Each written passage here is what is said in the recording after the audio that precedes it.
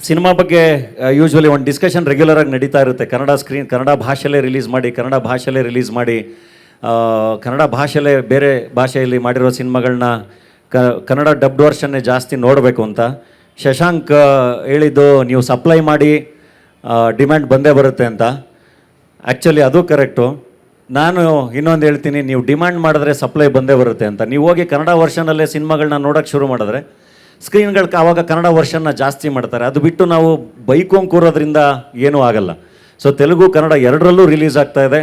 ಕನ್ನಡದಲ್ಲೇ ನೋಡಬೇಕು ಅನ್ನೋರಿಗೆ ಈ ಸರಿ ನಾವು ಪಕ್ಕಾ ಕನ್ನಡ ಸಿನಿಮಾ ಅಂತಲೇ ಅನಿಸ್ಬೇಕು ಅಂತ ಹೇಳಿ ತುಂಬ ಚೆನ್ನಾಗಿ ಡಬ್ ಮಾಡಿರೋದು ನಮ್ಮ Shashank and team.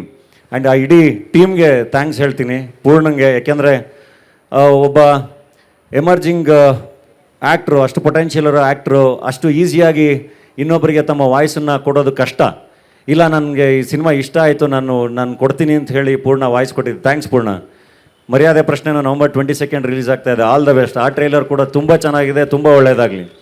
At A time ಸಿನಿಮಾಗಳು ಚೆನ್ನಾಗಿದ್ದಾಗ 2-3 ಸಿನಿಮಾಗಳೆಲ್ಲ ಒಟ್ಟೊಟ್ಟಿಗೆ ಪ್ರೇಕ್ಷಕರು ನೋಡಿದ್ದಾರೆ. ಎರಡೂ ಸಿನಿಮಾಗಳನ್ನೂ ತುಂಬ ಚೆನ್ನಾಗಿ ನೋಡಲಿ. ಆ್ಯಂಡ್